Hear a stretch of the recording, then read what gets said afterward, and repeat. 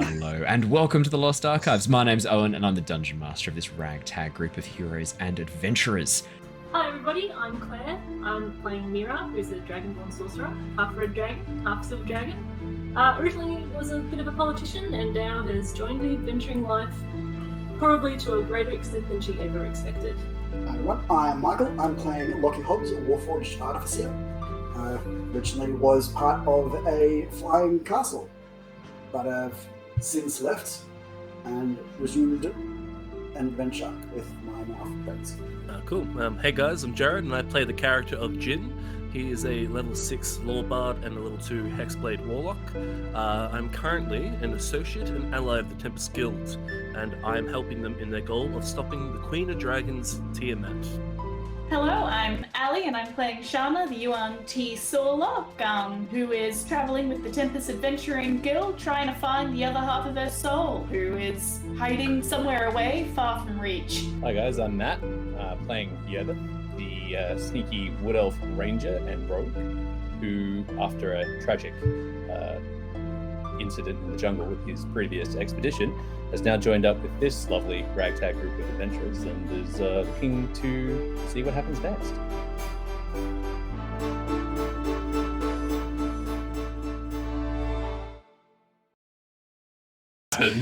Hello! No Hello! warning again. Hello! Oh, your video streams haven't come across. That's frustrating. There you go. You're popping in one by one. Give a wave, everybody. Hello! No, for some reason, Claire's isn't popping in, and Michael's isn't. I'll just get that done now while we're... Oh, that's fine. Hello, everybody. How you doing? We hope you have had a lovely week. It's been too long since we've seen your gorgeous faces, but we're back. We're back. You're back.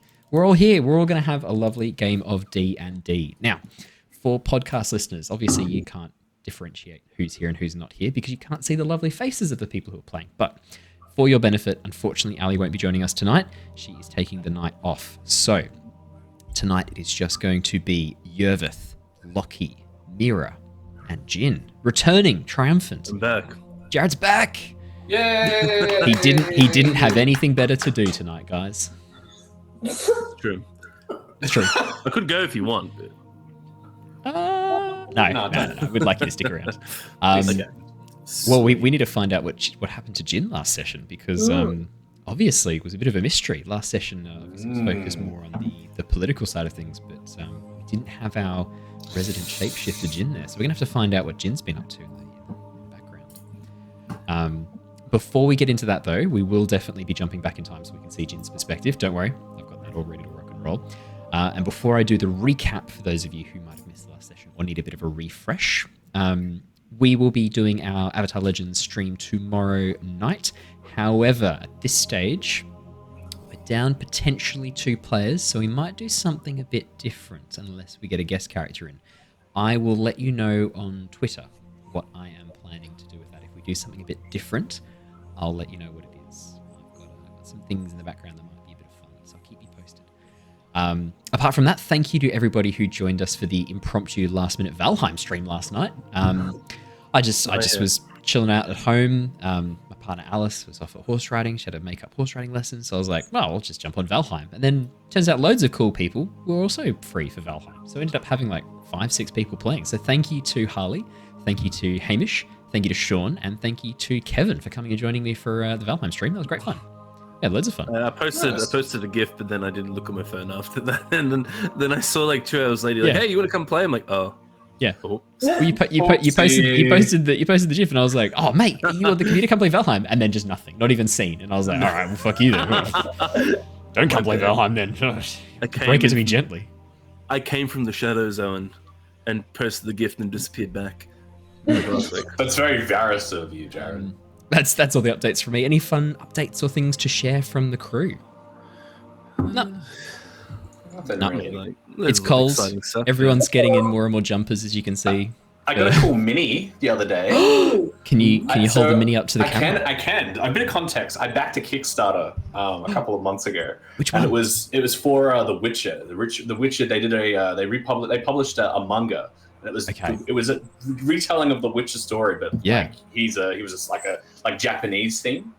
Okay, so, like a samurai. Oh, is it like a Ronin? I guess it's like a so roaming it's samurai. like a rogue. Right? He's like a Ronin going Yeah. around hunting down yokai and demons. That's things cool. like that. But it came with it, like the if you were in a certain percentage of the backers, you got a free mini. And I just think this mini is very cool.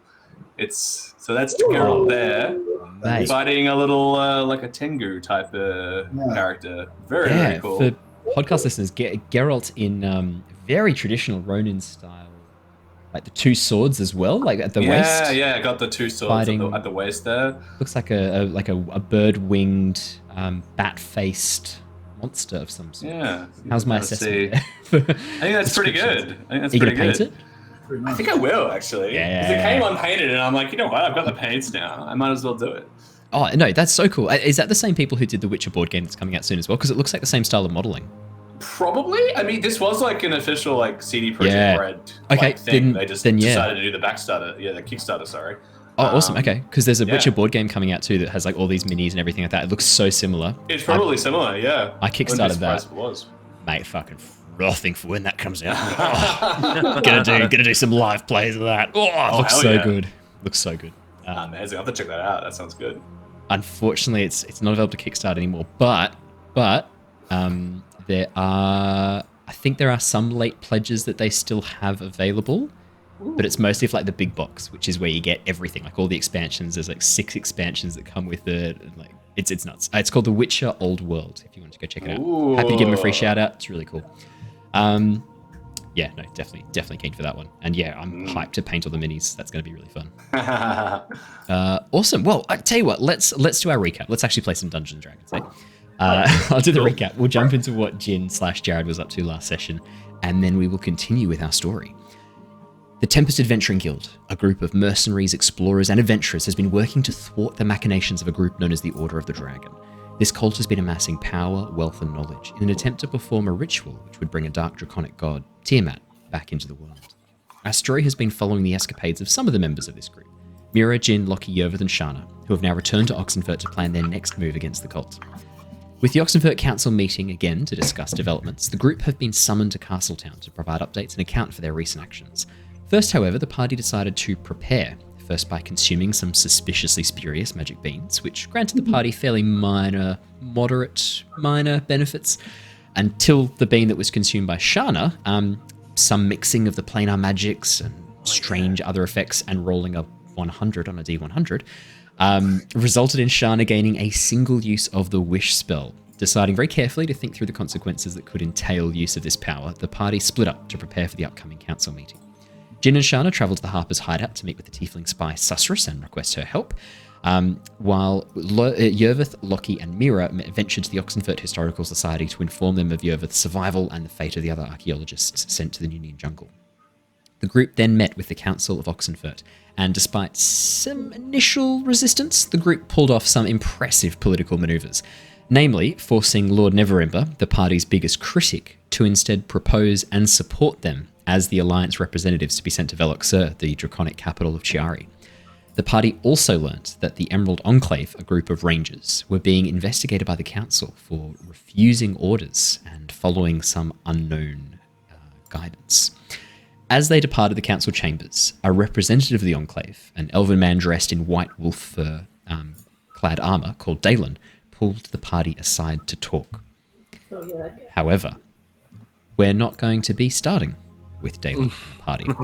We are going to throw our minds back a roughly 2.5 hours to Jin.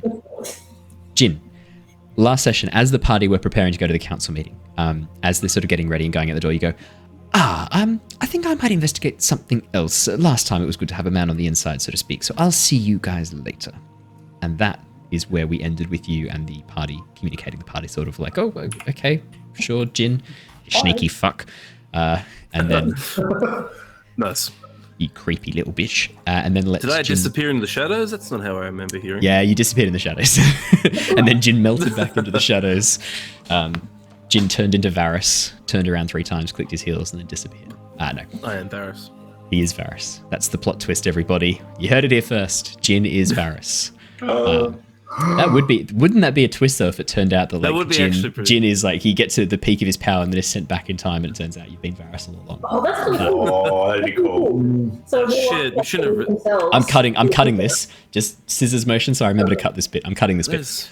So Jin, obviously, hang on, wait, no laughing. So, Jin, obviously last session you went with the party. Would you like to take us through what Jin would like to be doing? Okay, so I think Jin's always been quite suspicious of Duke. Is it Everember or Neverember? Neverember. Neverember. So he's always been quite suspicious. I would have probably disguised myself as a guard. Yep. And I might have even been present for some of like the hearings. I think it would have been really interesting to find out why Duke Neverember lost his position to I forget her name. Laurel Silverhand. Yes. Jin would remember. Lady Laurel Silverhand. I might put that in my notes. But yeah, so it'd be interesting to see what happened, why she is now in charge while he is taking a step back. So I would say actually, because the party had to wait outside before they were invited in, and they were waiting outside while those discussions were happening with Dalen of the Emerald Enclave. Jin, you transform into one of the guards. You disguise yourself as one of the guards. I would say that you would have the Oxenfurt City Watch armor, or at least a very good approximation of it, somewhere in your costume box or somewhere in the... It very easily would have been acquired for you by...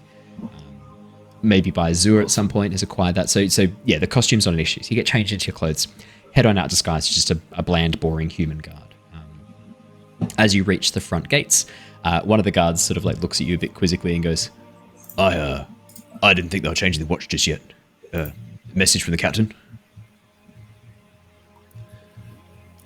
Yes, message for the captain. Utmost importance. Got to get him quick, smart. Gives you a salute, stands aside. I give him a salute, and I walk through. That's okay. Yep. That's through the front gates to access the compound. As you get towards the front doors, so the guild hall, or the council hall, I should say, not the guild hall, the council hall where these meetings occurred, it looks like an old religious building, maybe an old courthouse of some sort. It's actually built partially into the side of a cliff face, of a rock face. And as you approach the doors, the guards on the doors sort of give you a bit of a look as you sort of walk up towards the front doors. Sorry, mate. Can't come through here. This is the main entrance. You're going to have to go around the side. What's your business here? All right, so just to give me like an idea, so there's the front doors and these lead into the conference chamber? So there's it's mostly outside. So as you walk through, so the guards at the gate that have let you through into the outdoor area, almost like a courtyard before the entrance. Yep. Okay, that's where I am. Yeah, so now you've arrived at the front door. So all around you in this sort of garden courtyard area, there are politicians, there are aides, probably like, I would say, experts on law and experts on legal advice moving around. Oh, yeah? I was just going to say, I think I remember last time I actually came and did this exact thing, because I also missed the last on the map. Yep. Meeting. You want to see? Yeah. I remember I actually never went through the front gate. I actually went down the side over here. You did, exactly right. Did you want to take that? I'll probably just go straight do that there. Again, knowing that that was pretty like least resistance. Yeah, you just go straight to the door, give it a knock. The slide opens up on the door as you walk towards the side door, takes in your guard's uniform, close the door opens, and a half-elven woman sort of opens the door, lets you in. Sorry, what's your business here? It's meeting's in session. Yes, I have been sent a direct order. The look, and I sort of look over my shoulder and look around. I heard there might be some dissonance, sort of maybe crashing the party, so to speak. We need as many security guards as possible. This is of utmost importance. I've been sent here due post-haste to be here. Could you please make me a deception or persuasion check, please, Jin? Your choice. Do persuasion. It's a nat 20 and 30. Nat 20 for a total of 33. I'm gonna say that the uniform that has been picked for you has like captain's pips on it, and so as she sort of looks at the shield, so yeah, it's got like a crest on it, which is a signifier. It's an insignia of the captain. Actually, no, I'm going to take a step further. It's a signifier of the crown guard. Now, there's no nobility, no king or queen in Oxenfurt, but the nobles have their own special guards, the crown guard, who have, underneath the Lord's Alliance, quite a bit of power, and they can override the day watch and the night watch, the Oxenfurt City Watch. when it comes to matters of the Lord's Alliance. This is a council meeting. The Lord's Alliance are in attendance. You are wearing the uniform of the Lord's Alliance, one of the Crown's Guard of the Lord's Alliance.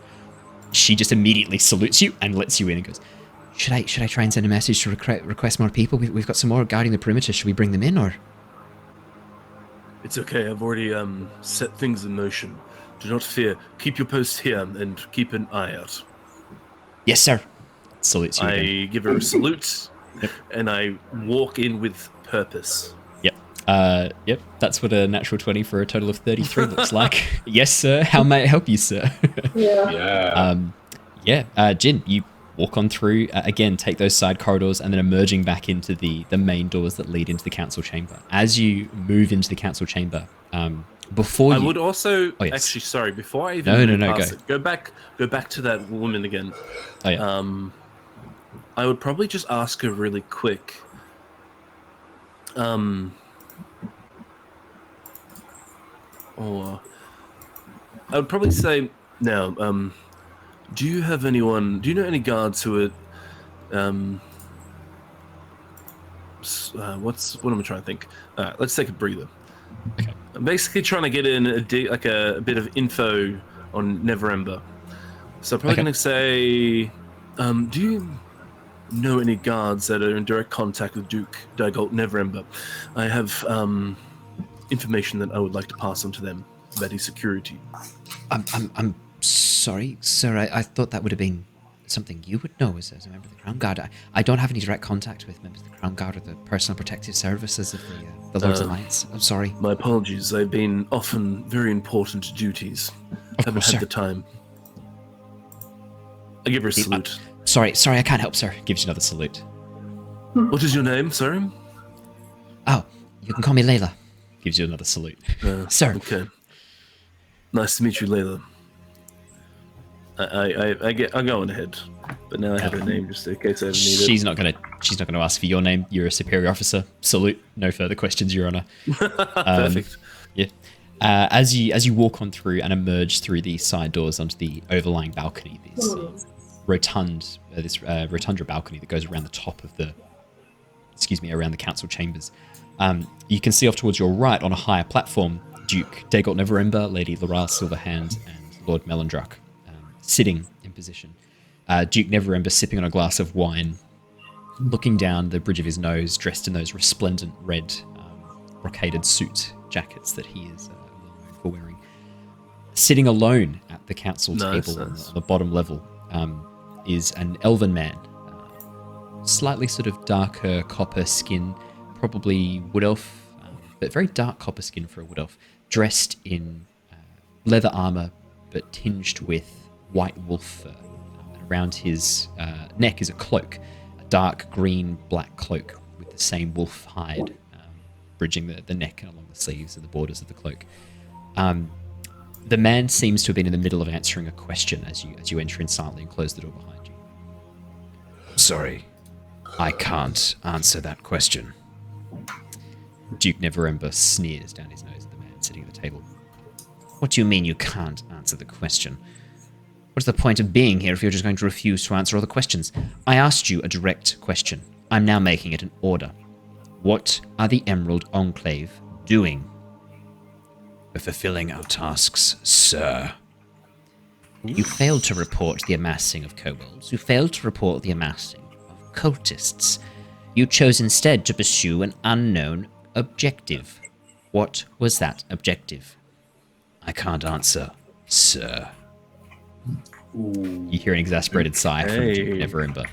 Jin, I pass over to you.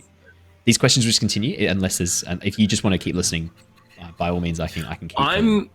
Talk to myself. I'm just gonna start. I'm gonna start walking over here. Yeah, you just walk around because Crown's Guard makes sense to protect be in position. The lords. So for podcast listeners, Jin begins heading around the balcony towards the upper raised level where the lords. Duke Daigolt, Lady Laral, and Lord Melendrak are sitting. There are two knights in position behind them. Jin, you sort of take up a position below the balcony. One of the knights, the closer one, does give you a bit of a glance, but seeing your uniform and then seeing you take up a protective position, goes back to viewing with a sort of bored disinterest that guards in these sort of political positions would have to have. unless they were at risk of being captured and tortured for information, I think it's fair to say, being exposed to such intense political discourse. You take up a position. Yeah, Jin, you're in a much better position to see this ranger's face. He looks... I mean, from his tone, you'd expect anger, but he just looks really resigned, really flat. There is no energy behind what he's saying. He's just answering the questions. I should say refusing to answer the questions, but there's no energy there. He's just flat. Oh, okay. Cool. Is there any other...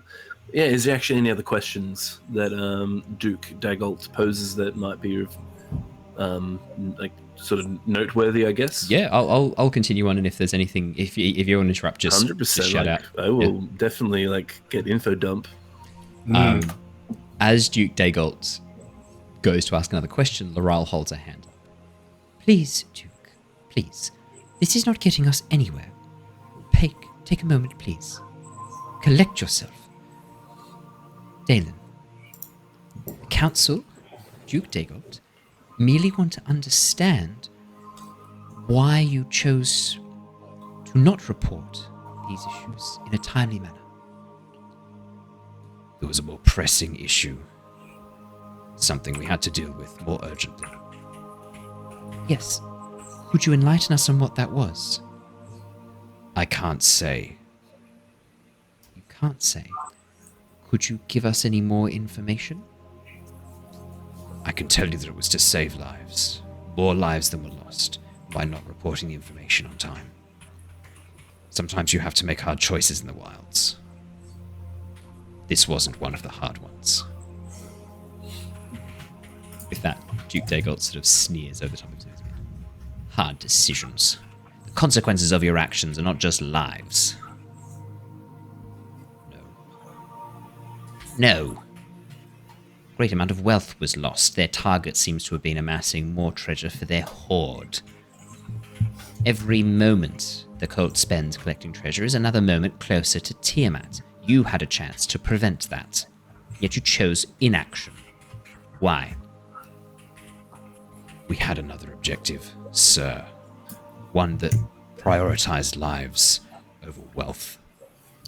Perhaps his lordship is not used to seeing people, just numbers.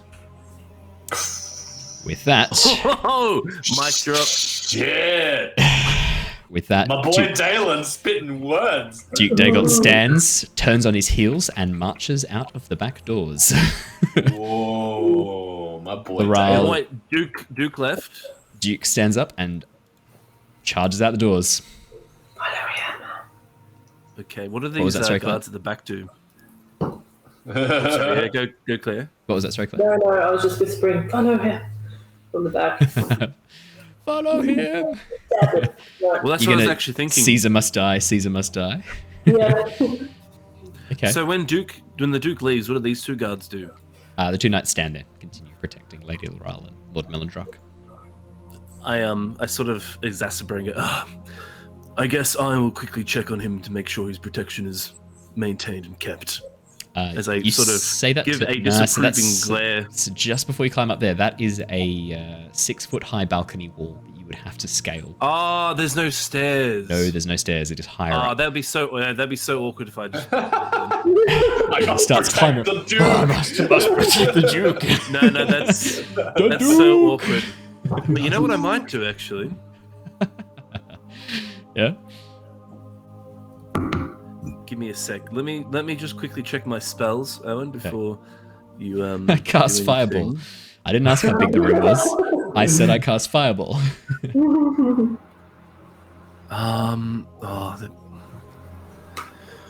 Okay.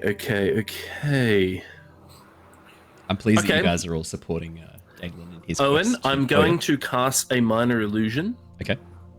I'm going to walk a bit more under the balcony, so I'm out of range of these guards. But I'm going to do a minor illusion of maybe my sword or my helmet of still appearing as if I'm there. Above And then you? I'm going to. Yep. So they have. So it's the illusion that I'm still there for them. Yep. Yep. And then I'm going to cast a greater invisibility on myself. Okay. And then you're going to climb the balcony. And then I'm going to climb the balcony and follow Duke. Amazing. All right. Oh, yeah. Okay, absolutely. Could you please roll me I would say, just a spellcasting check. Okay, See how effective your minor illusion is. Check. And then I'm going to need you to roll Do me I just do a charisma roll? Yeah, just a charisma roll is fine. It's an 11 Michael, apparently. Ranger of Shadows, throwing shade. Nice. I might, before I do that, I might do a bardic inspiration as well.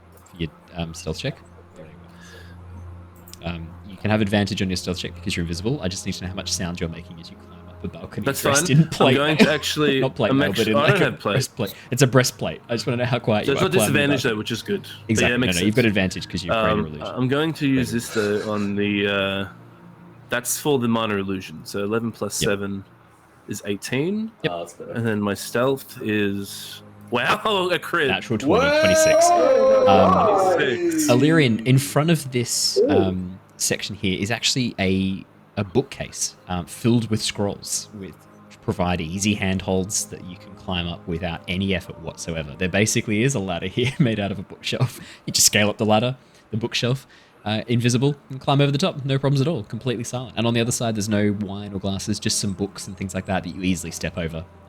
Oh, and for the minor illusion as well, basically, because it's a 5-foot cube, I've still got myself in as an illusion, like the face, the helmet, the chest plate, and down to the legs, because everyone else is going to be looking up at me. But I sort of have to leave the legs, like, sort of cut. But it should be fine for a minute.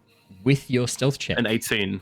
Dalen, as you vanish, turns and looks in your direction as you disappear.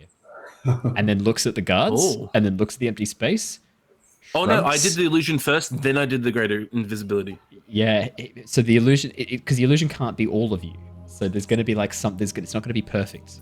But there'll be like a wall there, right? At least like hiding that. Not That's fully. What I'm going for. So Dalen, not 100%. Dalen, I rolled a natural 20 for his perception check as well.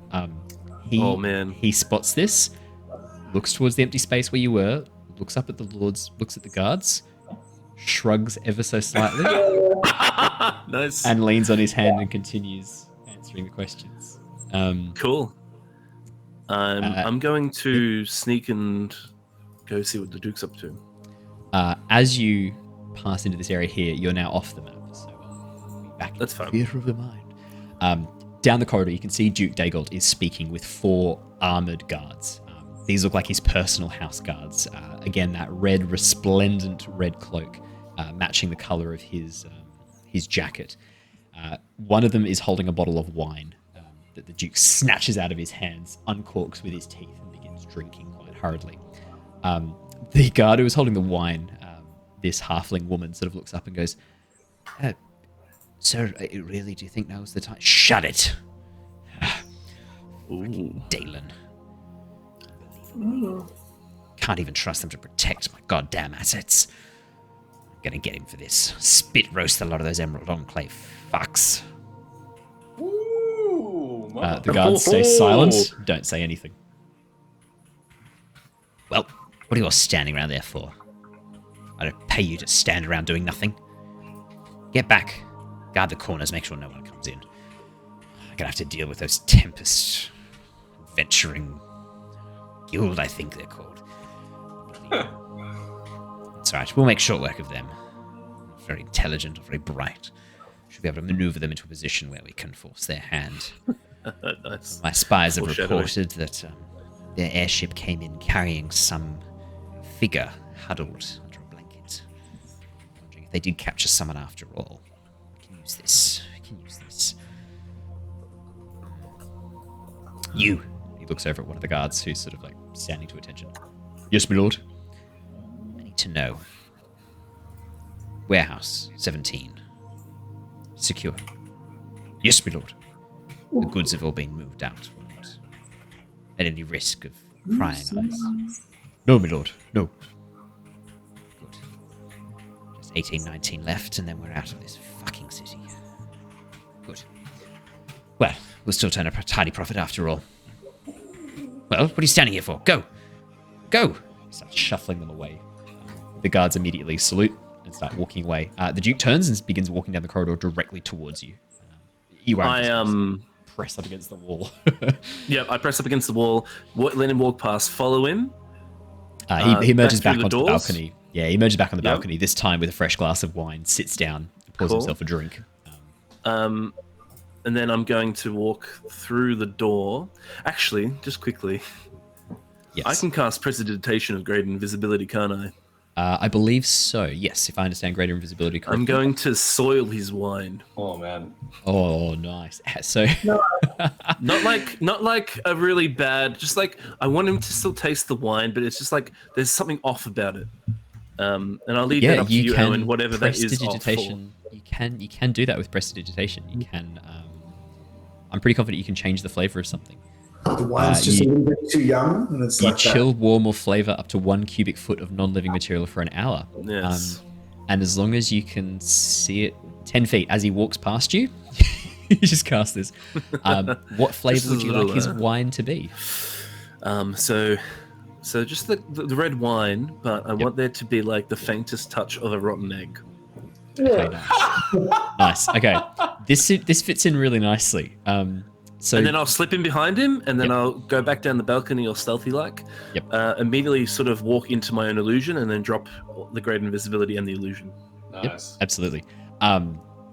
Dalen sort of seeing Duke Neverember come back in, eyes him, and then as you sort of reappear back in your illusion, eyes sort of narrow a bit, looks back at the Duke, looks back at you, begins to look a little bit suspicious almost. Nice. As the Duke comes and sits down, Lady Loral is sort of wrapping up the last of the thing. Well, Dalen, I'm sure you understand that if you will not, and if your rangers will not have anything to do with this, inform us of these situations, we cannot trust you. I'm sorry. I understand. I knew the price when I made the decision. Very well. Until such a time as the Emerald Enclave can reveal their goals, we cannot be sure they align with ours, and as such the Emerald Enclave is officially stood down from active service under the Lord's Alliance against the Cult of the Dragon. You are to have no further contact, no further involvement in any council doings from now until the time in which you disclose that which we have discussed today. Do you accept these terms, Dalen? Yes, ma'am. She sort of seems a bit defeated by that, thinking, you sort of get the sense that maybe she thought this would work, like this might be enough to get him to talk, but Dalen stays silent. She sighs. Duke Dagot says, finally. It was with great pleasure, Dalen, that I banish you from these halls.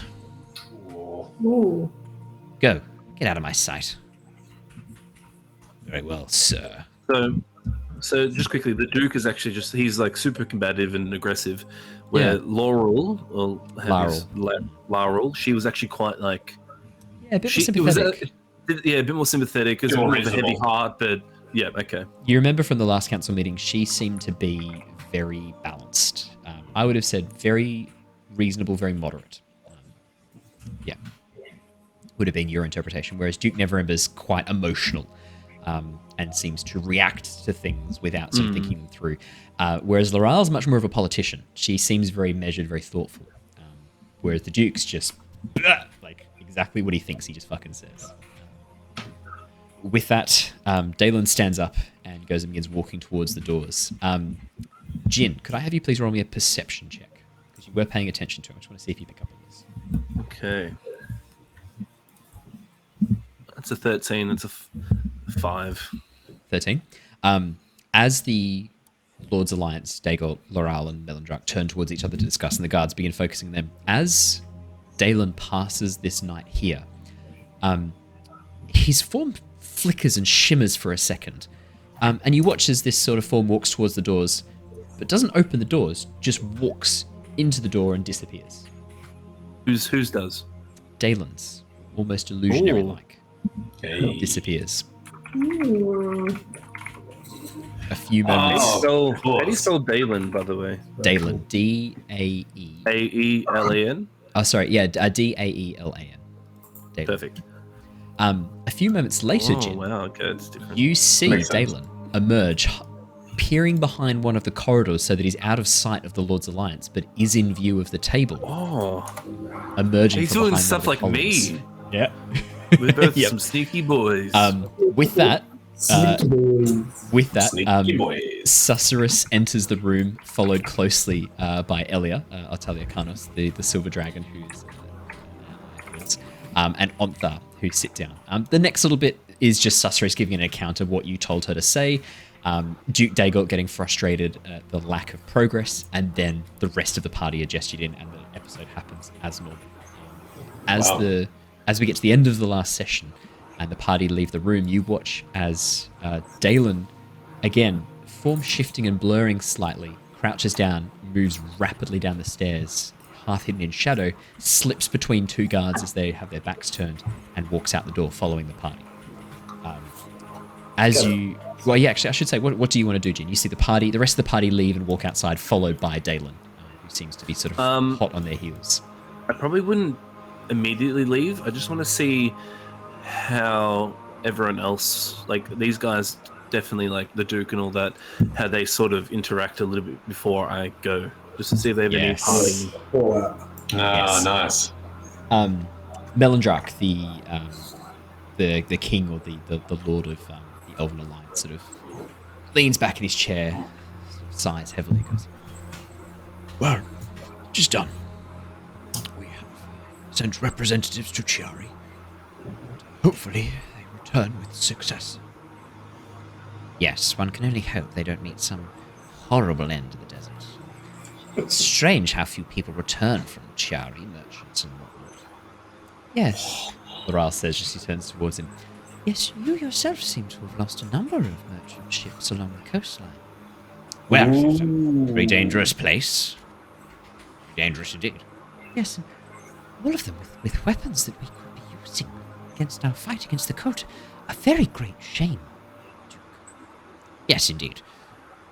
Luckily, I have been able to secure funds to hopefully collect more shipments of arms and armaments to help supply these towns and villages that so desperately need our help, especially since the failure of the Gauntlet has been known. The Order of the Gauntlet have failed to protect towns as far as I've observed. Maybe if they were properly equipped, Duke, they might have a better chance against these cultists. Melandrak seems to be a little bit unaware of this conversation that's going on. Yes, I will speak to the Elven Smiths and see if there is more that we can create to help provide these communities on the brink. Yes, yes, Lord Melandrak, that is very generous. And I'm sure Duke Neverember will find some resources that he can help devote to such an endeavor. Yes, I said I would, didn't I? Are we adjourned? Is that it for the day? Yes, Duke, we have a short recess. We will be returning after. We have much more to discuss, especially since the news that... Well, we'll save that for the afternoon session. Very well. I'll see you lot later then. And with that, the Duke powers out the building. Through the doors, disappearing back into the corridor. Loral sighs, begins gathering her notes together, gives a slight bow towards Lord Melandrak, grabs her satchel and heads out the doors as well. Lord Melandrak stands up, stretches a bit, goes and takes a seat in the very center of that of the council chamber room, crosses his legs and seems to enter some sort of trance. What time of day is it right now? Just after lunch. Sort of mid-afternoon. This session sounds so juicy as well. Mid-afternoon. Damn, I don't know if I can stay that long there. Up to you. Oh. So you could just climb over and have a quick peek at their minutes, see what they're up to. Good. Oh, sure, minutes. Okay, Owen as well. I just said Duke threatened guild. A lot of people go missing in the desert. Duke lost a weapon to use against the cult. That's just some of my notes. I think that's the main things I got from that. Shipments of weapons, it seems. Yep. Also, warehouse 18 and 19 is. I have that. You got that as well? Yeah. Yeah. Warehouse 17 secure. Goods being moved out. 18, 19 left. Big shipment. Not a good place to get put around. What was that, sorry, Lockie? Yeah, I've got so much info. That wasn't Lockie, that was Michael. What was that, sorry, Michael? Those empty warehouses would be a good place to poke around, go start trying to mind. Yeah. Or what about the warehouses that aren't empty? Yeah, 1819. Dropping lots of plot hooks, seeing what I catch. Too many. Um, Where to start? What to do? Juicy. I don't think I'll have time to sit in the afternoon session. I'm What going are you to going to do? metagame out of game right now. Jin, you hear two of the guards along the lower balcony sort of come up, begin moving behind as they finish their shifts, ready to rotate and go. What's on for this afternoon then? Oh, just more talks about like monetary finances, how we're going to be funding this. Oh, I okay. think there's some mayor from some backwater town, Green Nest or something, who wants to come in and talk about something, I don't know. Oh, okay, right. You on for the afternoon shift too? Yeah, mate, took a double. Getting paid overtime? Nah, mate, fucking Lords of Lions, cheap skins.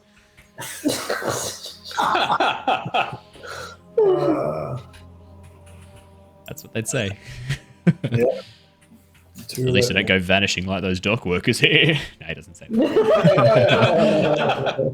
that. Careful. Call the Lords of Lions cheap skins and you'll disappear. And then you watch as he vanishes, a knife appearing out of the darkness. No. Owen, Yeah. how many papers are actually over here at this counter? So Laurel, none at the moment. Laurel gathers up her papers and leaves. Melandrux is still there. He has a very large leather-bound folio that he's been taking notes in. You suspect in Elvish, I would say, fair guess. And as you climbed over the balcony, you could sort of have a quick glance into that. But Laurel, I do her notes are speak gone. out She took Elvish. them with her. Okay. Yeah. Well, then there's a big folio of elven notes there while he's taking a trance on the floor. Still guarded by the two knights as well. Yeah. And the Duke, did he leave anything? The Duke didn't have any papers. The Duke was taking Okay. 0 notes. There was no paper, just wine. I don't think I will have a look Stand at up, his... citizen. I think it would look a bit weird too if the book just starts moving pages and the knights are just sitting there staring at it. I think with that, I might leave this conference room. I think I've gotten a good info dump. Nice. So As I you think I'll as leave. you come out the side entrance, rather coincidentally, that's right where the rest of the party are emerging as Dalen stands towards them. He goes, I need to speak with you. Not you. Points at Susurrus. You're a spy. I don't trust spies. You lot. I need to speak with you. Elia sort of looks over at Susurrus. Susurrus goes, right, well, whatever. Sorry, mate. Fucking just doing my job. No offense. Yeah, some taken. Elia? Yes, I'll come with you, Susurrus. Yes, I think that's a good idea. Susurrus and Elia sort of look over, and Elia sort of looks back and says, I'll meet you at your airship tonight. Correct? We'll set off tonight or tomorrow morning. Maybe tomorrow morning would be better. We still need to get our equipment ready from the smithy. That's right, yes. Yes, indeed. I will come and meet you at your guild headquarters tomorrow morning. I'll see you then. Very, very pleased that you're coming with me to Chari. Feels like old times again, doesn't it, Mira? Sure does. I can't wait to be back. Great. I'm But afraid it has changed a little bit more than what you might have thought. But no matter, we will go and we shall have. Yes. Gives a nod. And then she and Susurrus head on over. Jin, you're still currently disguised as a guard. As you sort of look out, Dalen eyes you a bit suspiciously. Just a moment. The rest of the group walks on over, steps out in front of you. Who are you? What did he say, sorry? Who are you? What are you doing in there? So I know that he's quite suspicious. Oh, yeah. But he's talking to my guild, right? He was talking to your guild, and now he has come and spoken stood up right in front of you, gone, who are you? What are you doing? Yep. What's So, your game? just quickly, before I answer, what was his, demeanor like with the guild? It sounded like he was, maybe going to want to talk to them about this potential unknown objective. You're not sure. You did hear him say, I need to speak with you, lot. And that was it. Okay. Ooh. I sort of look at him and take him in, and I'm like, the same could be said for you, my friend. I saw that you overlooked the entire conference meeting, the council meeting. Yeah, so did you. I did. And I saw your meeting as well beforehand. But I can see that you've approached and I look around my shoulders real quick to make sure there's no other guards, my compatriots. We should take off to a different area and we can help you. He turns back to look at Yervith, Mira, Lockie, and Shana. Is this one with you? I give him a thumbs up. Just like a little thumbs up from just like underarm cock it and just give you a thumbs up. I kind of like nod, like just very like, yeah, I think he's with us. It wouldn't be any other guard that would be doing this. Yeah, I kind of like take it as like it's almost like a humorous thing. Like I'm like, oh, here we go. Like I sort of go look at you and I'm like, oh, my brother. Okay. Oh, us. I pull the hood further down over my face. Like it's like the cringy anime sort of. Yeah. He sort last time, Jin, we're not brothers. Yervith, with a 26 perception, you had no trouble seeing through. Yeah, I knew straight away. As soon as he walked up, I'm like, oh. You notice that his guard's crest, his captain's crest, it actually says Jin on the crest. It's like hidden in the brocade. You just notice that it's like hidden in the brocade. Is the word Jin. Wow. That's actually hidden in sick. the vines. Yeah. Not visible to the average observer. And if you didn't know what it meant, you wouldn't know what it meant. Yeah. No, I'm kidding. That's not there. Fine. Come with me. Unless you have somewhere private we can talk.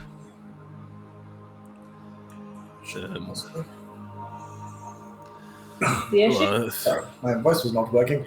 I didn't turn it on. The ship, possibly? Yeah, the airship would be placed.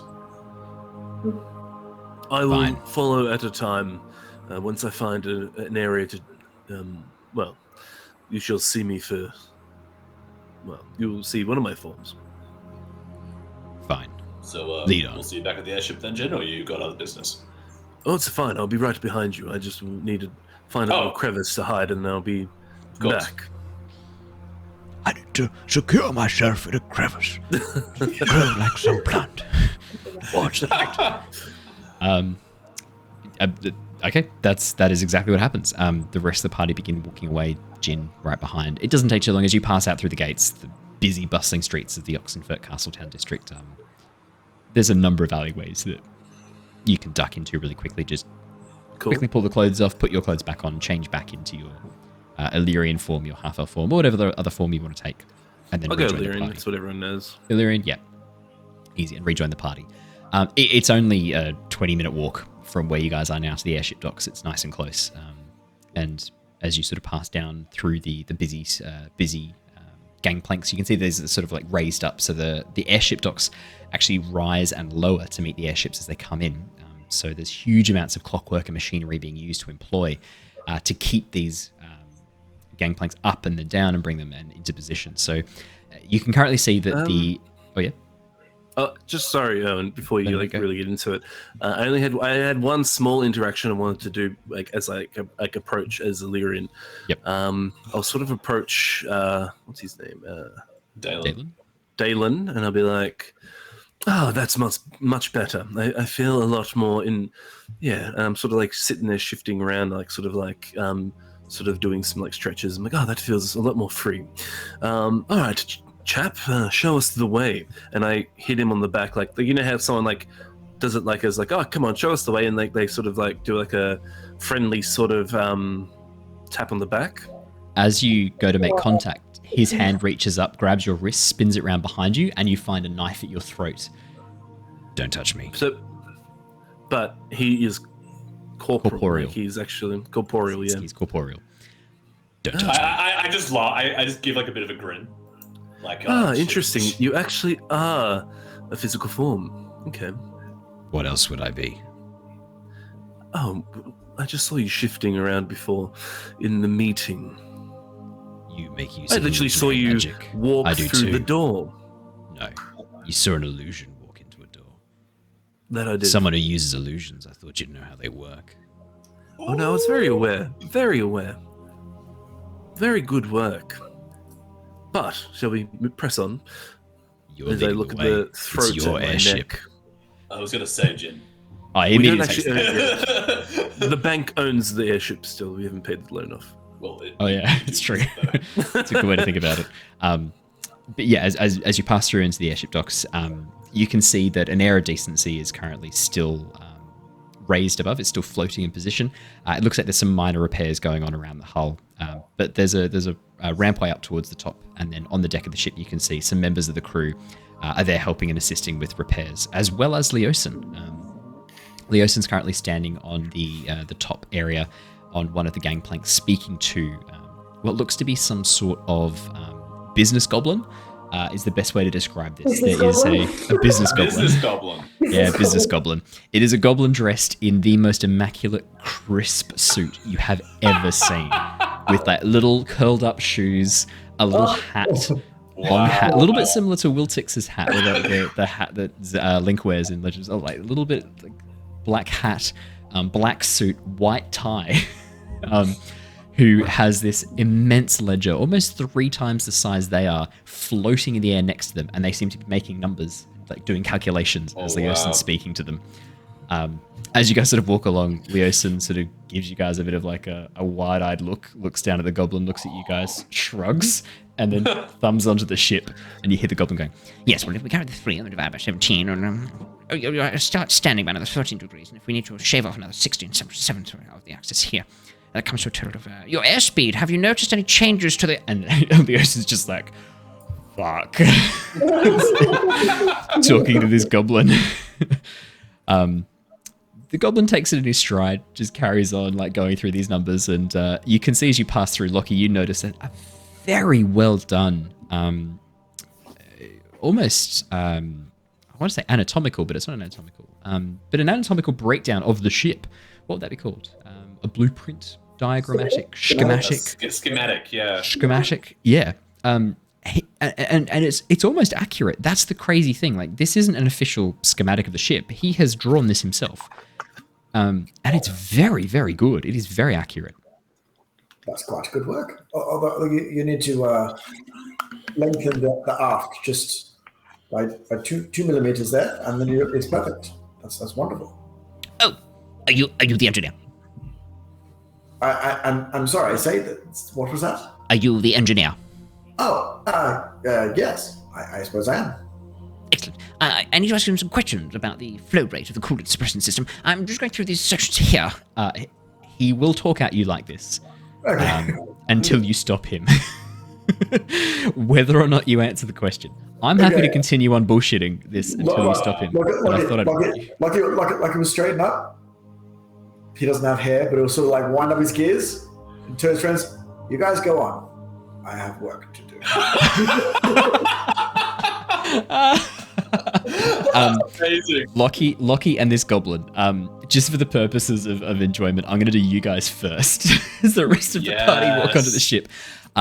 Lockie, over the next 20 minutes, you and this goblin discuss in minute detail every intricacy, every nook, cranny and crevice of the ship. At the end of it, you both are very close friends. He knows your name. You know his name. His name is Dagger. D-A-G-G-A. Dagger. He was a bandit for several years of his life before a section of a flying castle, a giant's castle known as the Skyreach, crashed down on top of him. He shows you the scars. He's quite proud of them on the back of his head. Only a few months ago this happened, crazily enough. Amazing. And as a result, he has acquired this incredible eidetic memory for numbers and interpretative skills with numbers. And numbers make him feel like it brings him joy. More than cracking a man's skull, which he talks about. He used to crack men's skull. That made him feel good. But this, numbers now, this is his new high. You and Dagger just hang out for 25 minutes discussing the ships. Yep, absolutely. I'll try and help him calculate Graham's number. Yeah, he is more than happy to work on that with you. Yeah, no, he's more than happy to work on that with you.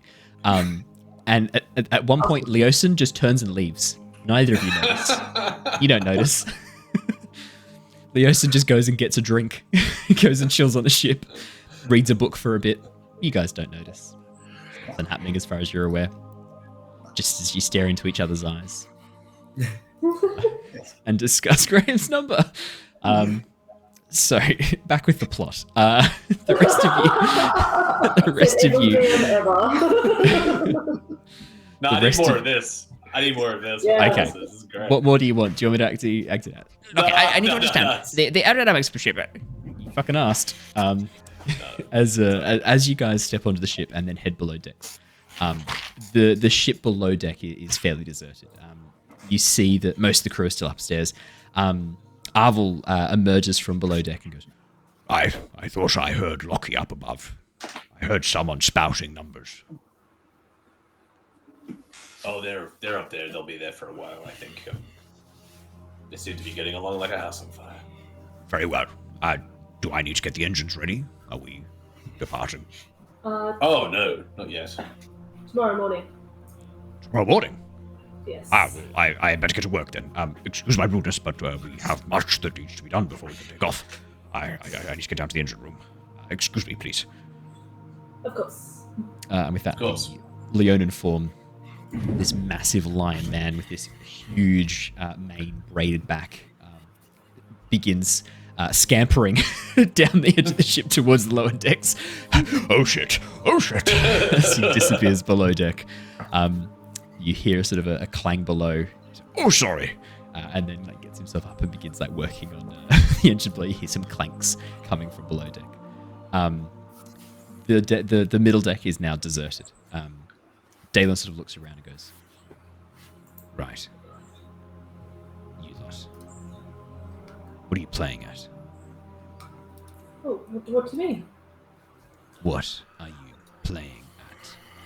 Seems fairly self-explanatory to me. Yeah. Is the mic cutting off his voice a bit? That voice I do. It's going in and out a little bit. A little bit? Okay. I'll bring it a bit closer. Yeah. What are you playing at? That could be... I could say the same about you, friend. You could. If you didn't know the story. The full story, anyway. I believe you, for what it's worth. I think you made the right call. He gives you a bit of an appraising look, Yervith. Thanks. Not many would say that. Duke Deckelt, for one. Not many people have been out in the wilds like we have and seen what we've seen. That's right. Sometimes you need to make the hard choice.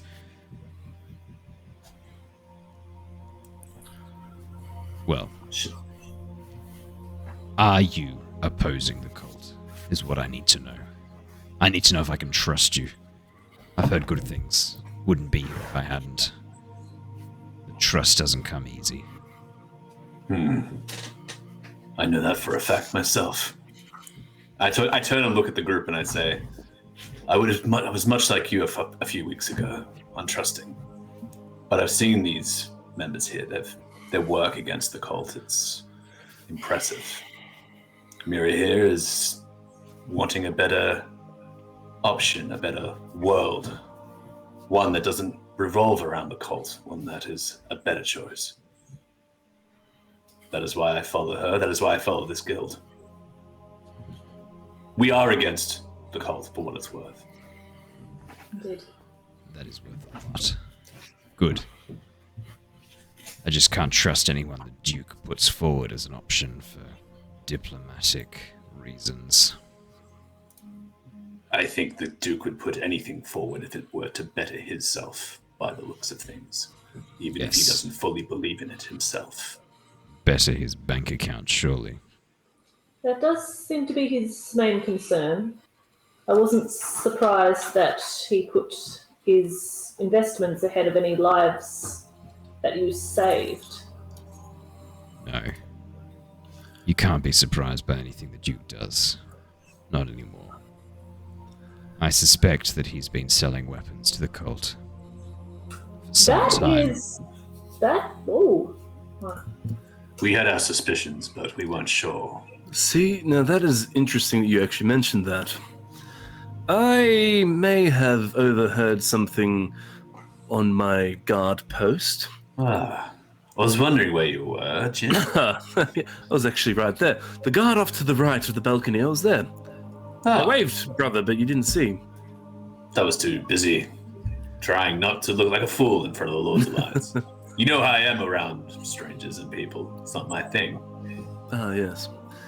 So, I heard that the Duke had lost a shipment of weapons that were to be used against the cult. Indeed. Where they have disappeared off to, now that is another question entirely, but he did lose, and I put emphasis on that, a shipment of weapons. He certainly claimed insurance on those shipments. There's been 4 total in the last 8 months. That's longer than the cult's been known to be active. That's suspicious. Well, the cult does probably needed some time to ramp up, I guess. Prepare to strike. So maybe, look, just a guess, but maybe the Duke has been a bit more aware and a bit more involved than we originally thought. He's same speculation, of course. Well, he should be exposed. This is... And I have some more juicier rumors. Oh, please tell. That we could potentially... Well, not really rumors, actually. Very hard-found evidence. I look around. We're obviously on the airship, so I feel a bit better.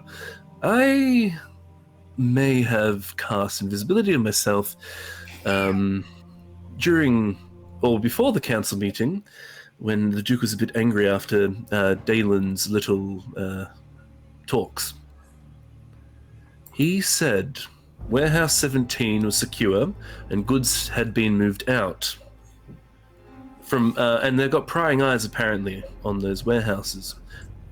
18 and 19, though, where the warehouses are left.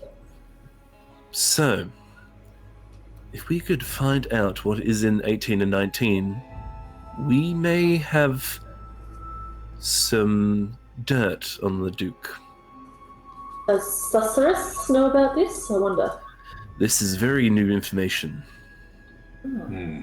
Those prying eyes you spoke of, they would be my men.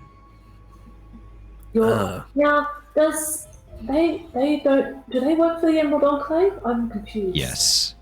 I work for the Emerald Enclave, as do my men. He was very angry at you, actually, in the Emerald Enclave. His words were, "I'm going to spit roast them," or something along that line. Yeah, rather appropriate, given that he caught one of my men only a few weeks ago and burned him alive. Oh, he claims it was an accident. Some small fire that got out of control, but a bit suspicious, given we had him under surveillance. I'm sorry. Very lost. Suspicious. Very sorry. Yes. Condolences. I don't understand. The Emerald Enclave, you're not... It seems like there's a small group within there that are taking orders from someone else. Are we able to know who that is? We may have a common ally here. Me and 4 others. I can't tell you much. I've been sworn to secrecy. I can tell you that this entity wants to help. Okay. In its own way. You say entity? Yes. Not quite sure who or what it is. It's not of this world. Have you seen the form? The form it chooses to show us. Yes. I pull out my sketchbook. I definitely would have done a Varus sketch. And I show him the sketch. Ooh, I look at this too. Which Varus one do you show? Because Jin, you've seen Varus in a couple of different forms. Okay. Do you want to go for the one that he most often shows up to you as, that half-elven form? I think that's the one I would go with because it's the most common one that he uses. So I think it's the one that'd be used mostly. So pale skin, full black eyes, half elven dressed in these long black, very modern looking suit. Yeah, not the celestial form. Varys with the starlight hair and look at that! Look at the timing. That's the artwork that's on the screen right now. That's amazing. Perfect. That's happened in many sessions. Yeah, not the celestial form, Varys, not the true form. The form he's chosen to show. Yeah. Dalen takes a look and goes, Why are you drawing a man? Person we've been I'm just saying. A woman. Oh, okay. Or at least she looks like one, presents herself as one. Okay. Calls herself the Just had a voice of the hunch. wilds. What was that? She calls herself okay. the voice of the wilds. The voice of the wilds. Yervith like piques his interest in this. Like he hears wilds and he's like, what? Tell me more. I definitely want to jump into that, but I want to tell you one more thing, Dalen, before I forget. Yes. When I heard the Duke, he said that because you had decided to go off mission, basically, and not follow the mission statement or whatever you were sent there to do, and you went off and did this unknown objective, apparently you cost the Duke a lot of money. That's what I heard. One of his estates was raided. We were supposed to have warned him. Someone. We scouted. We were on lookout. We were supposed to be finding and reporting back enemy numbers, enemy movements. We had a different mission. That might be the mission the Lord's Alliance charged us with, but we only agreed because it was convenient to do so. Already out in the wild searching for something else. I can't go into... Oh, sorry, you go. Oh, no. Yervith was just going to say, are you able to tell us what your true objective was then? I've not been sworn to secrecy about what it is we were getting. I've just chosen not to share it because it would be very hard to explain. Oh, It's please. complicated. We've heard stranger things, Well, I'm sure. just to be aware, but the Duke is not a friend of ours. We would never, ever send him any information that you might divulge. But be aware that we are definitely one of the leading movements against the cult. We have made more ground than anyone else. Any information you can provide us to help us would be pivotal in the battle against the cult. Yes, the only thing I would like to send the Duke is an arrow to his forehead. Yes, I feel that way myself. Then I remember that the cuts and scrapes of public opinion can cut far deeper than my weapons can. See, I'm still learning that. In time. There are many ways to bring down a quarry. Yeah. I'm beginning to understand that more and more. You're very wise for one so young. One who's spent their life corrupted by politics. It's good to see you've actually learned some things in this world. I learned to get out. Yes. Perhaps the best decision you could have made. I've failed at that so far. Be aware, Dalen, that we are also very much fans of alternative sources of power and magic. If your voice of the wilds is against the cult and stands for something else, then we would very much encourage that diversity. Yes. I was sent to retrieve... Me and my men were sent to retrieve an item lost. Originally, the task had been given to the Oxenfurt Historical Society under the guise of an archaeological dig, but when the members failed to return, the job was passed to us. Wait a minute. Wait, Hold up. this isn't... You went to the jungles. No, this was the job they were to be given after they returned from the jungles. But they didn't. Something happened to those people. Another expedition? Another one went missing? No, I think they might be it's talking about just you. one. Same one. Oh my... You've surely heard the talk of the lost expedition. It's been the I was talk a of part of it. Oxenfurt for a number of weeks now. Of course, I was the only survivor. So our group was supposed to go on and... I'm sorry, I'm just a bit taken aback. He gives you a really intense look as you reveal that you are a member of the Oxenford Historical Society, and you were one of the lost... How have I not heard that one of the lost expedition has returned to the city? How have I not heard this? I mean, have you spoken to Krell? No, but my congratulations to you and your guild for keeping this silent. That's impressive. I should have known about this. Very well, but this might be personal for you. My sources indicate that your group was attacked and killed to prevent them locating this item.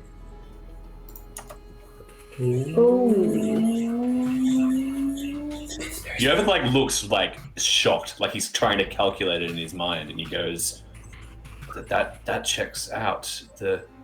At first we thought the Yuan-Ti were just attacking us because we were entering the perimeter of the city, but it was the cult that ordered the attack." Wait, quickly. We cannot let anyone else know that you were part of this dig. Then Yes. they think everyone is dead. As you say, everyone is dead. Lockie walks down the stairs. Yervith. Who's dead? No one yet, hopefully. Lockie, shut up. I'm sorry. I'm sorry. He just wants Lockie. to be included. I'm sorry. This is very intense. I'm sorry. I'm just... Single tear of oil. We need to go. We need to let the Oxenford Historical Society know to keep you under wraps. Even more so than they have. I don't think that's going to be a problem. Okay. Would you like to know what was worth your friends' lives, Yervith? Yes, of course. He reaches into his bag and pulls out a strange-looking item made of some very white, shiny, bright metal, but not reflective shiny, almost like a matte finish metal. This dodecahedron lattice structure of white metal with a perfectly clear gemstone suspended in the center, roughly about the size of a basketball, inscribed with giant runes all over the surface of the metal. Okay. Nice. Look, Yervith's eyes widen at the realization. He just kind of looks at it and goes, "No wonder Captain Jaden was so intent on getting this. Of course, it makes so much sense." And I sort of start to connect the pieces a bit, and I go, "He was such a young lad, but he seemed so intent on reaching the city. He must have been... They must have got to him. They must have paid him. Oh, poor lad." I wonder instead if he had been speaking to the patron I've been speaking to, its voice of the wild. She seemed quite saddened by their loss, if it's any consolation. Did you say voice of the wild? Yeah. Voice of the wild. So how did you get into possession of this? We found it. Wasn't too hard to locate once we knew where to look. It was buried deep under an ancient grove of trees, petrified, turned to stone. Right in the very center, some strange mechanism of metal, stone, was this, faintly glowing. Once we removed it, however, the glow died. Oh. Been told to hold on to it, keep it safe. Do you know about this, Lockie?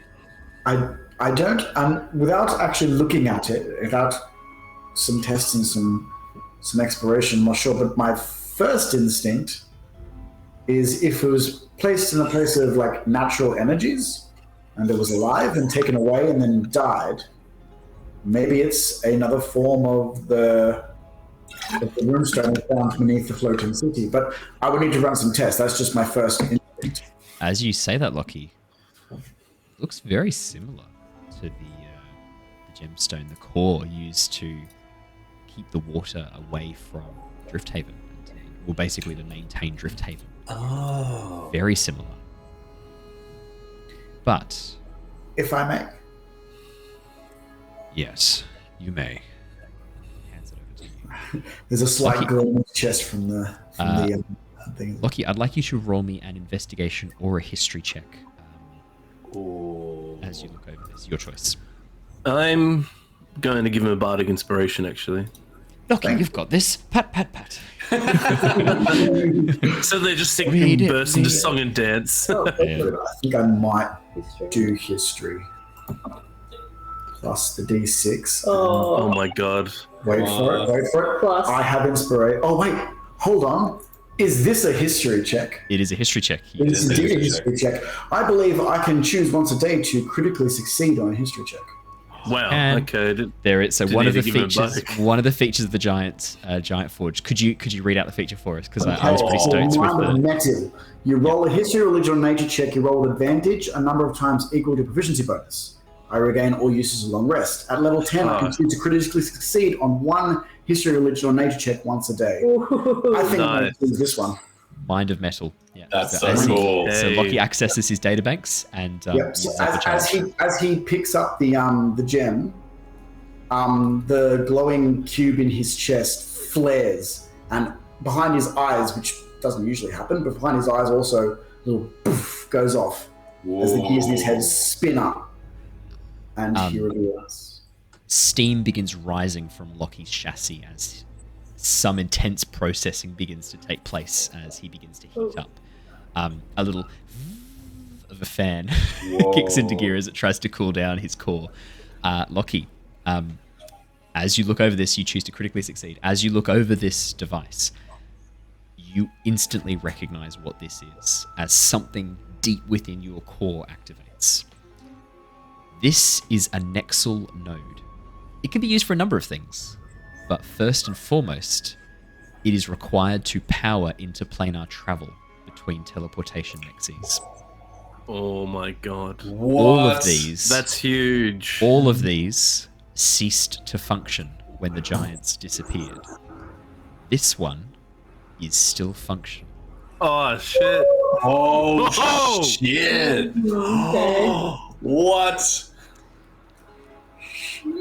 If And it's you if That's you were to huge. take this, to a nexus, one of the giant nexus, that is basically a massive platform that allows for interplanar travel. It's basically the focal point for interplanar travel. If you were able to find an intact nexus and plug this in, you could open an interplanar gateway. Is this what the cult was looking for? You don't know. Because that's a problem. That if they get their hands on one of these, that's a massive. Yeah. Yeah. Lockie, That's like, the energy level this is giving off could be used to open up 2 gateways or power a city like Drifthaven for 23 lifetimes. Wow. what? So the energy, Oh my yeah, God. it's think of it as a massive battery. If used incorrectly. If used correctly, this will power a Nexus gateway. This will allow for interplanar travel. If this were to be damaged or break, it would explode, releasing a massive amount of energy. You know this would be catastrophic to anything within 100 feet. It would be deadly to anything within 200 feet, and it would be awful to anything within 500 feet. Oh, Yeah. A little mini nuke. it's a nuke, yeah. Oh my god. It is a critical success. You learn more. Someone Oh wow. has changed the runes on the outside of this. You suspect this is why it is still functional. The rune for home, the rune that describes Nostea, has been modified. The giant runes are very pictographic, they're very interpretive. The symbol for Nostea is different. As you look at it, it matches much more closely the continent outlines and the way Nostea looks today. Ooh. Okay. Ooh. So someone's modified it. They made it modern. Yeah, they have. Lockie, Yes. There is only one substance that can touch and scratch this metal, and the secrets of its making were lost with the giants. It is the same metal that most of your internal parts are made out of. Oh shit. It is adamantium. Oh, Ooh. let's melt it down. And more than well, no, you know that you can't. You don't have the technology to melt it down. And more than that, Lockie, Sell it to my next character. sell it. Yeah, sell it. Additionally, Lockie, the symbol that's been scratched in is around the same age as the rest of the symbols on this, which means that the symbol was done at the same time as the rest of it was. Fuck. Oh my god. Yeah, so this was done. Okay, he'll say. So it was done by somebody in the past, looking, He's got it. or at least planning for the future, for now. This is a letter sent to us by the giants, thousands of years ago. Holy. Why? Impossible. I mean, I'm not sure. Well, there's many mechanisms for seeing the future accurately, but there are mechanisms around. But Lockie, how could they know? I don't know. Maybe it's the prophecy that the Mira was a part of? Perhaps that was uttered back then, and somebody was looking to change this process. And they figured we would need some kind of thing. Or they were looking to fulfill the prophecy at that stage, not sure. But all I know is it would need either giants' knowledge or technology in order to change this. The technology required to alter something of this power is massive. It is adamantium. It is old magic. Ooh.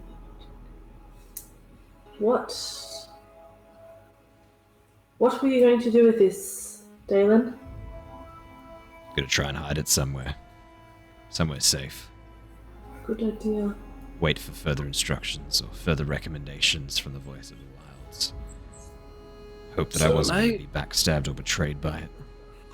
Look, I know you don't know us very well, and we might not be someone to trust, like, in your eyes, but I'm going to let you in on a little secret. I have this bag, and I show him the bag of holding. If we stash it in here, they'll never find it unless they completely tip the contents, or they specifically look for it. And I'm telling you right now, there's like 120 pastries in here that, if they were tipped upside down, would potentially hide this. Make me a persuasion check, Jim. Would something go? Because this is. I rolled a net 1, but it's 14. Nice. Go, Lockie. Okay. This is portal technology. Would this interact badly with the bag of holding? You did get a critical success using your Mind of Metal. Lockie, you get the sense that putting a Nexal node, a source of interplanar energy, into a pocket plane or a pocket dimension, right, some strange things might occur. You're not sure what the consequences could be. There could be consequences. You're not sure. Not the best bet. My net 1 makes a lot more sense. Damn it! Well done, Lockie. Well, that's fair. I would have put it in the bag. Yeah. No, that was well done. I was sitting there thinking like, oh, please just put it in the bag, please, please let me roll. I was about to be like, Jin, and whoever put it in the bag, roll me a D100. Wow. All right, so we're not putting it in the bag. Can we know what might have happened then? Yeah. No, just for fun, just in case. Damn it. Okay. But I have my Wild Magic Surge table open. Right. Okay. Hell yeah. My D100 one. No, what happens is you will end up in the astral sea. Yes. We've been here and done this. Been here, done this. Yeah. Did you put a bag of holding in a bag of holding? No, we smashed an interplanar mirror to the to the, what was it? The plane of the dead. Yeah, the plane of the dead in Eberron. And smashed it into the bag. Creature, into a bag. No, don't do that. Nice. That's good. That would have been fun. Yeah. Into the astral sea with all of you. Into astral space. Goodbye. Yeah. Bye. New campaign. No, Lockie, you get the sense that this could be interesting. Spicy, shall we say. I mean, look, if everything goes terrible and we have no other choice, and we need sorry to use this phrase, a nuclear option, I mean, that's a possibility. Oh, is this not a good idea? I'm not sure. Would you like the maths? I just spent some time doing some maths in our car. Would you like the maths? Why? I put my hand up. I take your word for it, Lockie. Infinitesimal within an infinite. This object going into the back. Yeah, okay, I get it. Not a good idea. Don't have to do the math. You guys watch as a vine begins growing through the window of the ship. Just a vine grows through, very small, pushes its way, growing in real time, pushes its way through one of the portholes of the ship. Yeah, did you finally learn Thorn Whip? Nice.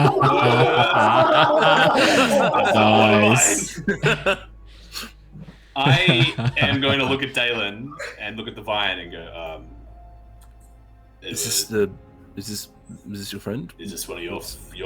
Was this the thing? Dalen sort of cocks his head and goes, Yeah, sometimes she speaks through plants. Oh. Walks on over, places a hand on the vine. You watch as it grows some leaves, and then a flower opens up, this deep purple flower. Dalen closes his eyes for a few moments. And then you watch as the vine sort of withers away into dust as he turns back around. Okay. She said she wants to talk to you. Okay. I'm all ears.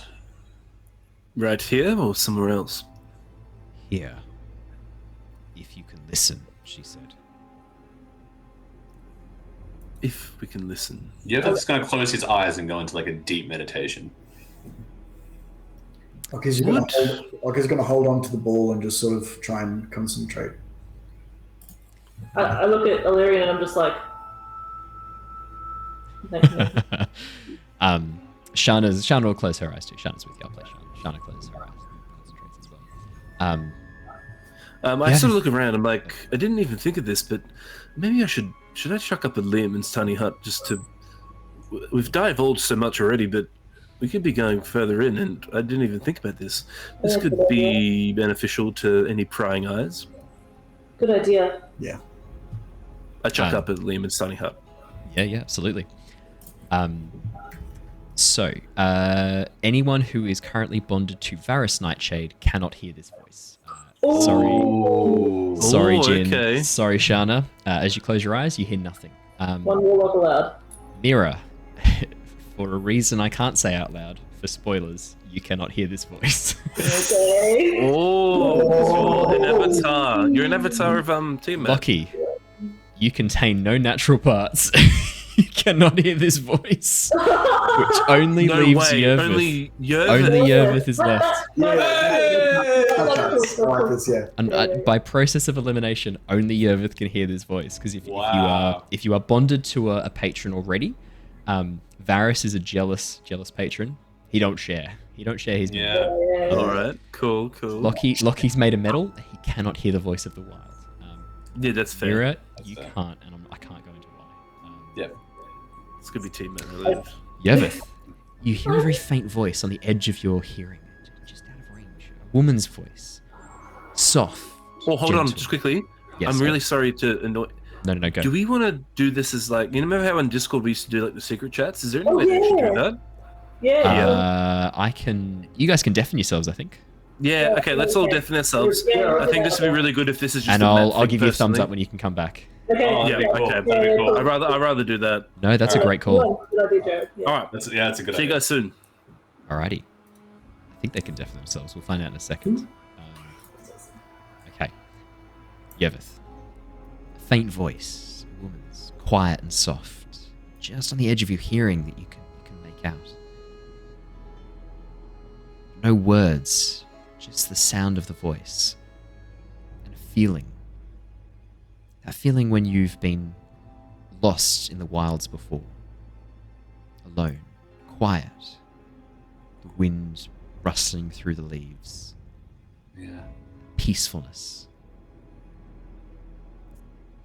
I want to know what you want to do. So you can just hear it faintly on the edge of your hearing as you close your eyes. As Yervith sort of like concentrates a little bit, he kind of finds himself in this feeling of like being in the wilderness, and At first, he's a little bit apprehensive, a little bit kind of guarded. His instincts sort of kick in, and he's a little bit distrustful of the sound, thinking it's too good to be true. He's been known to be lured. Like he's heard of tales and stories of being lured into the depths by nefarious creatures, but he follows the voice very carefully, almost like he would be like almost stalking like a deer or something. Yeah. Like okay. slow, light-footed, just sort of moving through this space, this void, very carefully, very methodically. Yeah, no, this is good. As you visualize yourself doing this, you suddenly find yourself. You feel your physical body. You see yourself doing this. This visualization manifests this.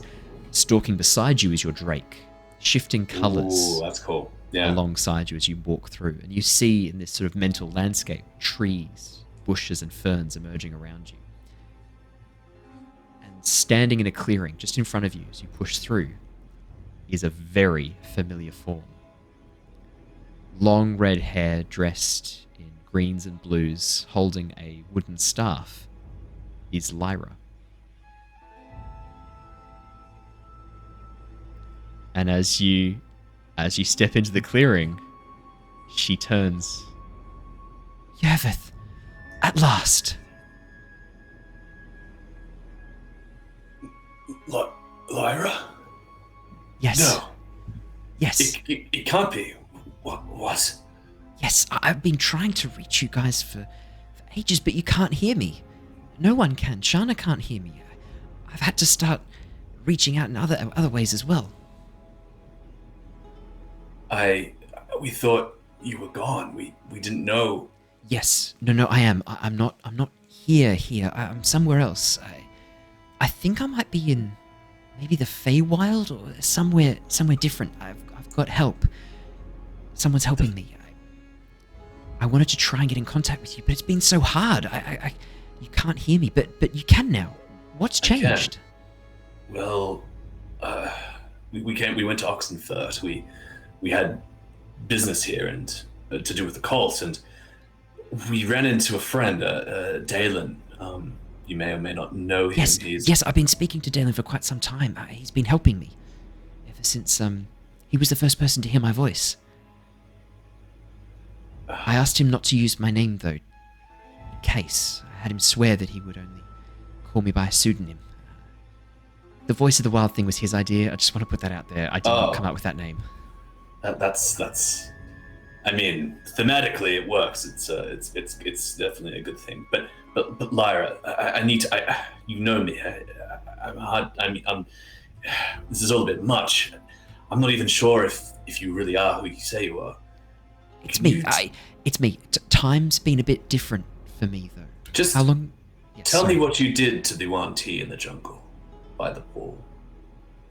If you really are Lyra. To the Yuan-Ti, I didn't do anything to the Yuan-Ti, but I did do some shape water and caused Varum to lose his mind by touching the pool. Or do you mean the blue hole outside the temple? The blue hole. I mean the Yuan-Ti. I ate them. Yeah. Oh, okay. I kind of breathe a sigh of relief. As a giant snake, in my defense, I didn't. No.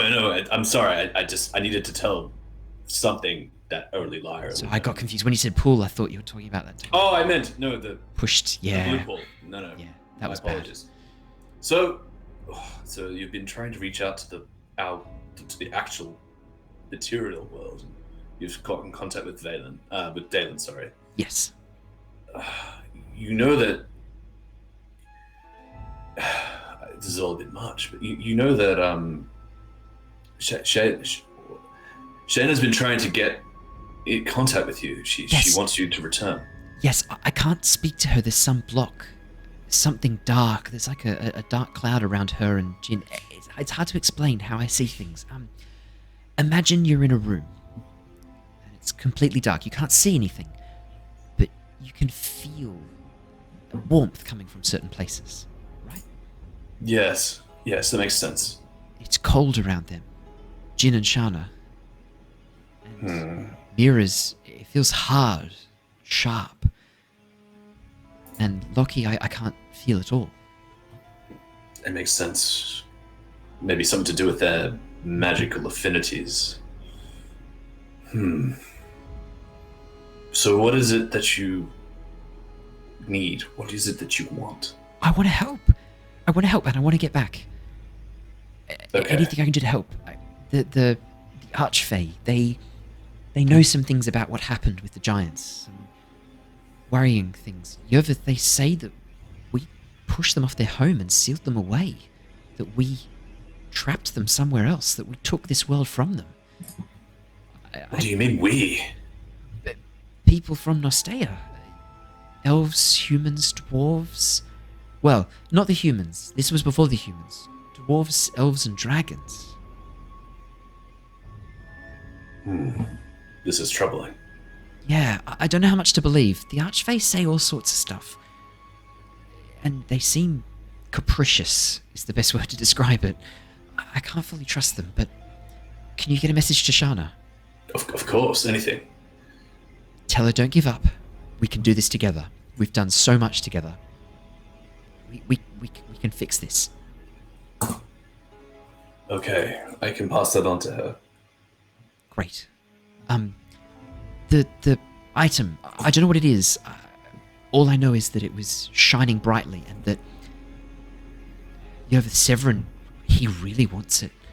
I can sometimes feel intent here, and he wants it really badly. He needs it. It's not the whole thing he needs. There's a few more things, but it's one of the most important things he needs for this ritual. You can't let him have it. No, we won't let it fall into his hands. I'll tell Dalen that he can trust you and that he should give it to you. I told him that he could trust you anyway, but he seems very mistrustful. I see a lot of him in me. I can understand his motivations for that. It's hard to trust when you're in the wilds. I'm sure you know that. Yes. Yeah, I get it. Yervith, it's good to talk to you again. It is good to talk to you again. I wish we could speak under better circumstances back in Nostea when you return. I'm sure we will find a way. I don't mean to be rude. What's with the dragon? And she points down at your Drake. Some things have changed since you have been here last. We got to the Drakhorn eventually after a bit of time, and it had some unintended consequences when we destroyed it. I went to investigate it further, and I seem to have somehow unlocked some sort of latent energy with it. It's resulted in this, I guess. I have the ability to cast this and have this be a part of me now. No, I think I felt that, and some of the Archfey did too. They spoke about it, some release of energy, a massive release of energy. Apparently, what did they say? It broke down the walls between the worlds. Ever since then, I've been able to people can hear me a lot easier. I've been trying to talk for a while, but now people can really hear me. Interesting. That is new information. The destruction of the Drakhorn seems to have made the planes easier to communicate with. Yeah, or at least broken down some barrier, or cracked it maybe. I don't know. They talk in terms I don't understand. It'd be so much easier if Lockie was here. Yeah, that would be good. All right, I will see if there's a way that we can solve this. I will pass your message on to Shana, and is it okay if I let the rest of you know? Yeah. It's only Dalen who's so private about this stuff. Well, I will. I'll pass it on. I'll let the rest of them know. Is there another way I can contact you if I need to? Is there anything I can do to perhaps talk to you? I think if you focus and think really hard in a place where there's a lot of natural energy. Yes. Okay, I will. I'll keep that in mind in case we need you for anything. We're supposed to be heading to the Dragonborn city soon. Okay. Yeah, I hear that's a big desert. Yes, it might be some time before we're able to communicate again. Okay, that's okay. I'll keep working behind the scenes, see what I can do. Dalen and I can work together. Is there anything you need me to work on? Maybe Dalen and I could do something.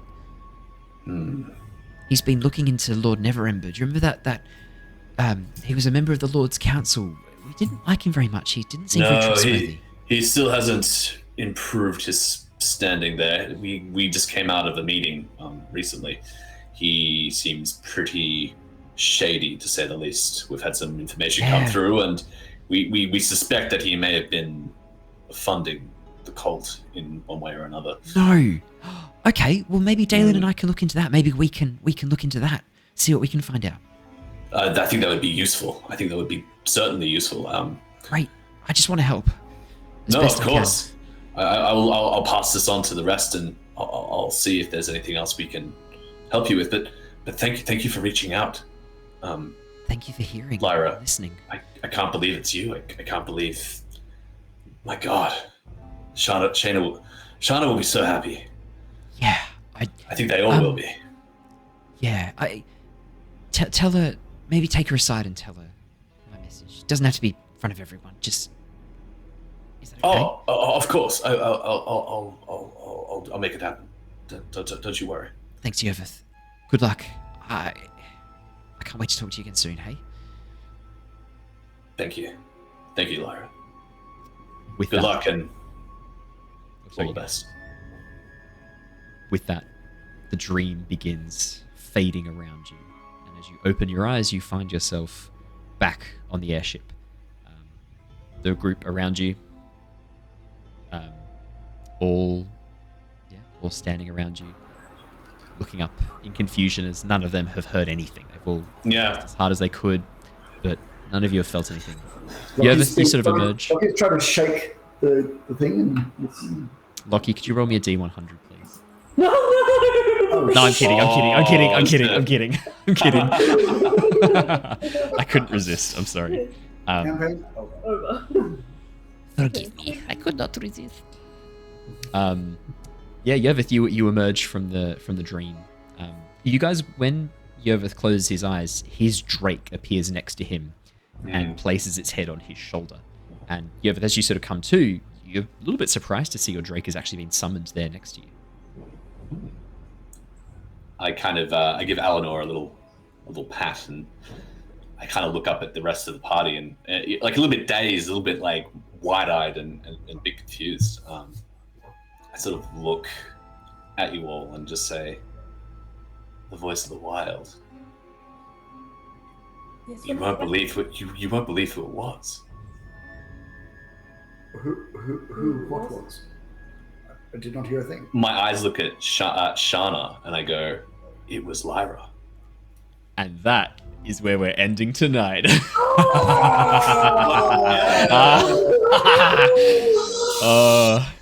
Brilliant. Thank you, Matt. I didn't even tell Matt to do that. That was so well done. Thank you, man. That was such a good reveal. Perfect. That's where we're ending. That's it. No, I was muted still. I just heard Matt. people shouting, and I heard something like, "It was Lyra," and that's all I heard. Matt, do you want to say your line again? Basically- Say your line again. Say your line again for Jared. So Alright, sorry, Matt. I basically come out of the trance, and like I just like wide-eyed, looking like really shocked, and then I go, "You won't believe who it was," and then I just like turn and look at Shana and go, "It was Lyra." Okay, nice. Yeah. Shit. Okay. Yeah. That is where we're ending. Oh, because that'd be awesome. Because then Shana can actually react to that really nice. Exactly. Yeah. I was like, Yeah. perfect. That was a really good call doing the meeting you guys and do it. That's That was brilliant. cool. Definitely, really we cool. should do that for any future stuff like that. We should do that. Yeah. That's really We cool. have sometimes. We did. Yeah, you guys are having a grand old time. Look at you in the background. Chitty, sorry, I'm just going to read out some selections of your chat. Chitty, your mane is more beautiful than in the stories. Looks akin to Wu. Haha. We made a new character. Made a new character. We were Chitty Ponderbeard. Claire. Chitty Yeah, Ponderbeard. Is this who you're I playing feel in like- Storm King's Thunder? I was also going to type in, but I didn't say anything. We could all be like traveling, like traveling members of her party, like her hairdresser. Oh, there goes my serious season 2 of the Lost Archives. Oh, there it is. The whole entourage. Oh yes, Chitty. Would you like me to just trim your mustache? Then you've got the legs waxer specifically. Oh It's a my full-time God, sorry, business for a dwarf. Do not laugh at me. Oh my goodness. Wow, that is a great cliffhanger to end on. Wow. Yes, 100%. That was awesome. That's huge. I wasn't sure if you'd actually get to the Voice of the Wild tonight or too much into that, but you guys seem to be lapping up that particular story hook. So I was like, all right, let's fucking do it. And this will be great because now Ali gets to react live as Shana next session. Yeah. That'll be big. And actually, what I'll do is I'll actually stop. I'll stop the recap, and we'll replay that last little interaction as you come out, Yervith, and you say that because that'd be great. Gotta be cool. Yeah. Well, maybe you should do it from like Shana's point of view, where she opens where Shana last year remembered all you remember is like closing your eyes. You close your eyes and nothing happens. Yeah. Felt nothing. Looked up, saw the party in the dome of Lehman's tiny hut, and then Matt uttered it, and then Yervith muttered that. So cool. That was my reaction before when you were she'll be like, Matt's eyes are so wide. I know. I was like, that was juicy. That was juicy. It was like something just happened. I really teased him. I was like, you see a figure through the woods as you emerge into this grassy shit. Knoll, dressed in green and blue, familiar face, long red hair, big open smile, holding her staff. Nice. I was like, wasn't even sure it was her. I was like, are you real? And then I told her about like things that happened in the jungle that only Lyra would know. And she's like, yeah, I did this thing. And I'm like, fuck, it is Lyra. He did not trust. Matt did not trust me at all. No, I was extremely skeptical. And then Varys tears off the Lyra skin and goes, well, it's worth a try. I find this one very slimming. Man, you might finally learn how to do Thorn Whip. Unfortunately. And Yervith, as you look at your hand, no, it doesn't. Damn. Okay. All right, lovely people. That is where we are. Thank you for an awesome session. Man, that was so good. Cannot wait to come back next week and see the fallout from that. That's going to be great. Yeah. But until then, stay safe, stay well. If you're joining us for Avatar Legends tomorrow night, fantastic. We'll see you then. If you're not joining us for Avatar Legends tomorrow night, the fuck you think you're doing? Come join us. Viewers, Owen. We would love for you to come and join us for the Avatar Legends stream tomorrow night. We would love to see your lovely faces there again. But for the moment, that is it from us. Stay safe, stay well. We will see you all again later. Farewell and goodbye. Bye, guys. Bye. Bye, guys. Stay, everyone. Farewell.